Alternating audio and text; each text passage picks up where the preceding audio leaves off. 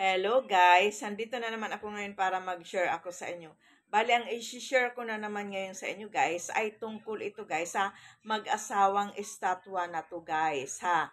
Ito kasi bali may gumamit nito guys, may gumamit guys na nagbigay ng testimony sa akin tapos ngayon ang daming nagtatanong sa akin kung ano daw ang ginawa sa mag-asawang estatwa na to na talagang kumbaga talagang nagbigay ng swerte doon guys sa tao na gumamit nito, kumbaga nag-alaga nito. Yan guys, kumbaga i-share ko sa inyo kung paano ito gamitin guys sa sugal tapos sa negosyo. Yan guys ang ibig kong sabihin, kumbaga napakaganda guys ng isang bagay kapag kumbaga kapag buhay talaga siya.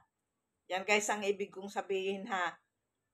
Kapag kumbaga buhay, yan guys, napakagandang mag-alaga ng mga ganyan. Kaya ganun guys, ang nangyari doon sa kakilala ko guys na gumagamit nito guys na swinerte guys sa sugal. Yan guys ang ibig kong sabihin. Kahit na anong sugal yan guys, kahit na anong sugal. Tapos nagdala din guys ng swerte ito sa negosyo. Yan guys. Ako din guys ay may alaga nito ha. May alaga din ako nito guys. Dinadasalan ko siya lagi. Kasama na yan ang mga santo ninyong hubad ko, mag-asawang duwende, kung ano-ano yan guys, piso sagrado. Marami kasi ako guys hawak na ano eh. Hindi kasi ako guys tamad na yung sa pagdarasal, sa pag-alaga ng mga ganito guys. Hindi ako tamad sa ganun guys. Kaya kumbaga marami akong pampaswerte, kaya ako swinerte guys. Marami akong mga mutya na talagang naging collection ko, kaya kumbaga talagang swinerte ako. Yan guys ang ibig kong sabihin. Unang-una guys, kung paano ito gamitin guys sa sugal, i-share ko sa inyo ha. Kailangan guys, kailangan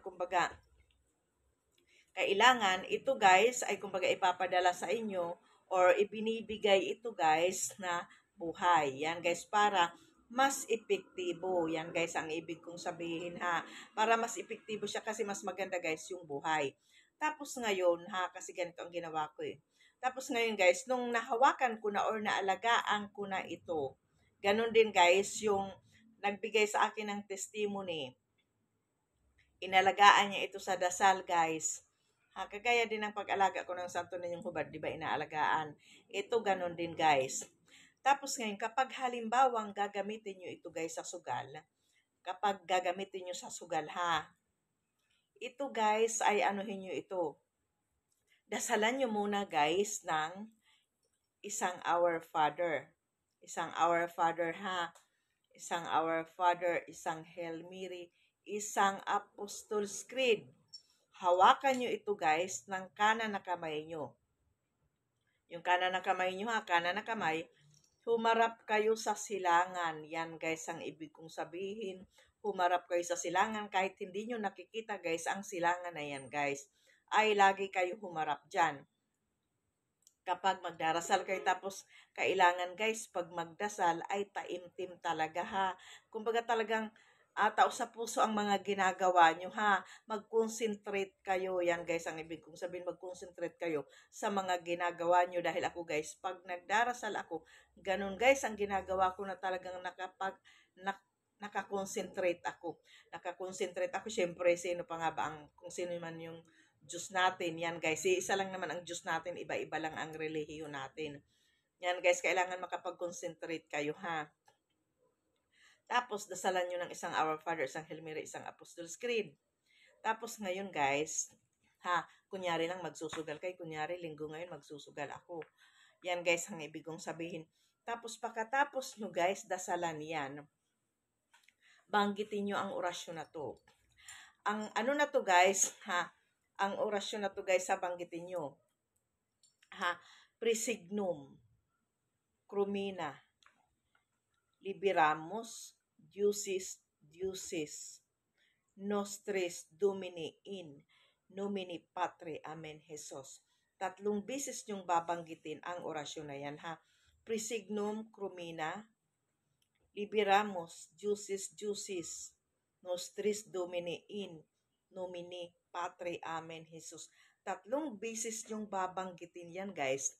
Tapos, ihipan nyo ito guys. Kumbaga alagaan nyo muna siya ha.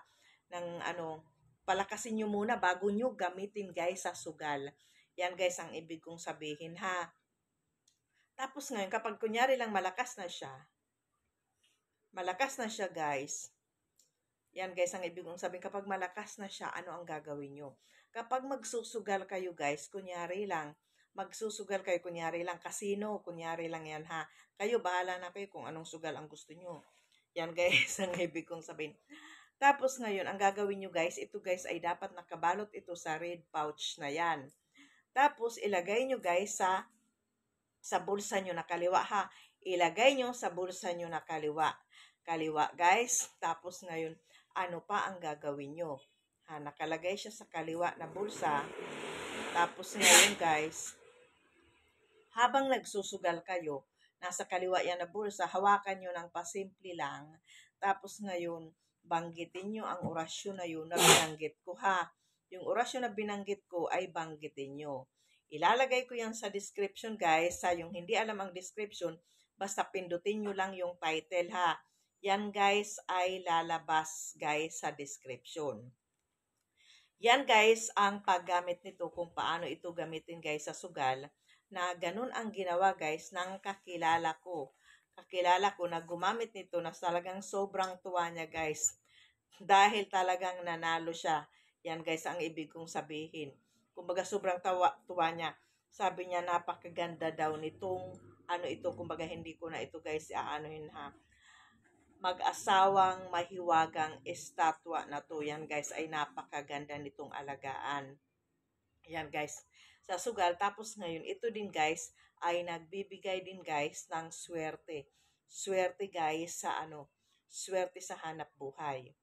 Yan guys ang ibig kong sabihin, kasi ito guys ay gumagamit din ako nito guys ha. Gumagamit din ako nito. Yan guys ang ibig kong sabihin. Tapos ngayon guys, kapag sa negosyo nyo naman gagamitin ang mag-asawang estatwa na to guys, kapag sa business naman, ganun pa rin guys ang gagawin nyo. Palakasin nyo muna ang mag-asawang estatwa na to guys. Tapos ngayon guys, dasalan nyo lagi guys ng isang Our Father, isang Hail Mary, isang Apostles' Creed. Tapos banggitin nyo guys, kapag magdarasal kayo, sabi ko sa inyo, mag-concentrate kayo. Banggitin nyo guys ang orasyon na Adonai Yahweh Ahad Yisraeli, Huda mapagpalang Diyos Yahweh Elhiri, nawa ang aking hanap buhay ay magkaroon ng magandang kalakaran. Mangyari nawa ito sa tulong mo. Amen. 3 beses nyong babanggitin yan guys. Tapos magkaroon kayo ng kahilingan. Nabanggit nyo na yung binanggit ko, di ba? Adonai Yahweh Ahad Yisraeli, Huda mapagpalang Diyos Yahweh Elhiri, nawa ang aking hanap buhay ay magkaroon ng magandang kalakaran. Mangyari nawa ito sa tulong nyo. Amen. Ito guys, ay pwede nyo itong magamit para swertehin kayo sa trabaho, o kaya swertehin kayo sa hanap buhay, o kahit na negosyo, kahit na anong pang hanap buhay. Basta marunong kayo mag-alaga guys. Kasi ako guys, nandyan ito guys, yung ganito ko guys, nandyan yan guys sa table ko, nakatayo lang sila. Yan guys, kasama yung kung ano-anong mga anting-anting ko, mag-asawang duwende, santo ninyong hubad, o kung ano-ano pa yan guys, na mga mutya ko, nandyan yan lahat guys sa misa. Tapos yan, dinadasalan ko yan lagi. Basta marunong kayo mag-alaga guys, yan guys ay nagdadala ng swerte, dahil yun guys ay kumbaga napatunayan ko sa sarili ko na talagang swinerte ako sa pag-aalaga guys ng kung anong mga anting-anting dyan, o agimat, basta gamitin nyo lang ito guys sa kabutihan. Yan guys ang ibig kong sabihin. Gamitin nyo sa kabutihan. Huwag kayong gagawa na kapag swinerte na kayo guys, or gumaan na ang buhay nyo. Kasi marami akong kakilala dito guys sa mga followers ko, na kumbaga dati guys, alam nyo sa totoo lang, marami ang lumapit sa akin na talagang hikawos ang buhay nila. Para bang hirap ang buhay nila noon. Yan guys, marami guys ang lumapit sa akin na mga ganyan ang buhay nila, na kumbaga mga sagad. Tapos unti-unti na silang guys, gumaan ang buhay nila paunti-unti. Yung iba guys ay swinerte. Yan guys, marami guys ang nagbigay sa akin ng testimony ng mga ganyan na buhay nila. Kaso hindi na ako ngayon guys masyado pupost yung mga sa testimony nila kasi marami guys ang naiinggit. Yung bang ano daw ba ang ginagawa ko? Bakit daw ganun guys yung mga lumalapit sa akin? Yung iba talagang gumagaan ang buhay, yung iba swinerte. Yan guys, kahit sa ibang bansa guys, marami guys ang nagbigay sa akin ng testimony kung paano sila swinerte, kahit dito sa Pilipinas, paano gumaan ang buhay nila. Yan guys, basta maging positibo kayo lagi. Yan ang lagi kong sinishare sa inyo na kapag gusto nyo ng swerte, maging positibo kayo lagi. Tapos wag na wag kayong makakalimot kay God, ha? Kay God para hindi kayo bigyan ng pagsubok. Dahil ang mga tao guys na kulang sa ano kay God, kulang sa communication kay God, yan guys ay binibigyan niya ng pagsubok na mabigat. Kumbaga ikaw ay kakalabitin ni God, ha? Para maalala siya. Yan guys ang ibig kong sabihin. Tapos samahan nyo lang, alagaan nyo lang kung ano man yung mga pampaswerte nyo. Samahan nyo ng sipag at tiyaga. Lahat yan guys ay ginawa ko. Tapos ngayon, kapag swinerte na kayo guys, sa mga sinishare ko sa inyo, huwag nyong aabusuhin na kapag kayo ay swinerte, may pera na, kunyari lang, may pera na kayo, yan swinerte, gumaan ang buhay nyo, swinerte. Huwag nyong wawaldasin ang pera nyo pagdating sa bisyo. Yan guys ang ibig kong sabihin ha.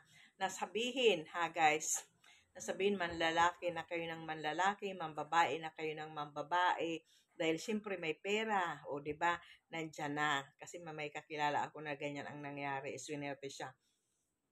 Tapos nandyan na yung ano guys, lagi lagi nakikipag-inuman na.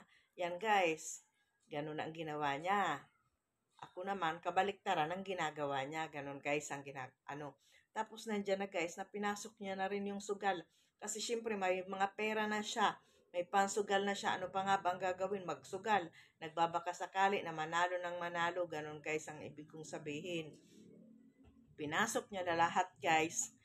Kaya pagdating sa drugs, hindi naman nagda-drugs. Yun lang guys, kumbaga nagkaroon siya ng bisyo na yung pera guys ay inabuso niya na ang inabuso. Kumbaga binigay sa kanya ni God, ha, swinerte. Dahil nga sa mga agimat o anting-anting na yan, kagaya ng mga ginagawa ko na mga pampaswerte. Yan guys, inabuso hanggang siya guys ay nagbalik sa zero. Yan guys, ang ibig kong sabihin. Kaya mahirap guys. Kapag kayo guys ay swinerte ha, kasi ako ganun guys ang ginagawa ko. Na ako guys is talagang kumbaga iwas tayo sa mga ganyan. Nasabihin na, ay manlalaki na ng manlalaki, mabibili ko ang lalaki. Yung ganun guys, yung ibang mga umasinso dyan ang buhay, kayang bumili, magbayad. Hindi yun guys maganda ha, hindi yun maganda. Yung iba naman na lalaki, sinerte, yan, mag-girlfriend ang mag-girlfriend. Pinagmamalaki na mapera ako, kaya ko yan. Yung ganun-ganun guys. Iwasan nyo ang ganyan kapag kayo guys ay swinerte pagdating sa spiritual. Dahil ang pera nyo guys ay mauubos yan kapag ganyan kayo. Yan guys. Tapos iwasan nyo din guys yung bisyo. Kayo nang bahala, alam nyo na kung ano ang bisyo, diba? Yan guys, kailangan mag-focus na lang kayo sa buhay nyo. Yun guys, huwag nyo wawaldasin yung pera. Yan guys, kasi marami guys ang nangyari ng ganyan. Yung iba, ano guys, sa casino. Yan guys. Sa casino kayo dapat matuto kayo mag-control ha. Sa casino guys, tapos ngayon yung bahay nila, yung sasakyan nila naubos. Yan guys ang ibig kong sabihin. Kasi lahat guys, hindi guys lahat ay nananalo sa casino. Nagkakataon lang guys na yung mga nananalo na yan guys, ay ang iba dyan guys ay may mga anting-anting o agimat. Kagaya ko na lang guys, kumbaga may mga hawak talaga ako guys. Kaya kumbaga talagang swinerte ako pagdating sa bagay na yan. Yan guys ang ibig kong sabihin ha. Yan lang guys, ang haba na naman ng kwento ko. Yan lang guys ha, dito sa mag-asawang estatwa na to guys, kung paano siya alagaan ha. Ilalagay ko na lang guys yung orasyon sa ano guys sa description ha. Yan lang guys. Thank you guys. I love you. Pasensya na kayo guys. Sa bihira ako nakakapag-vlog guys ha. Kasi medyo busy lang ako ngayon. Nakasingit ako pero nakapambahay lang ako guys ng damit. Hindi na ako nagbihis. Yan lang guys. I love you all.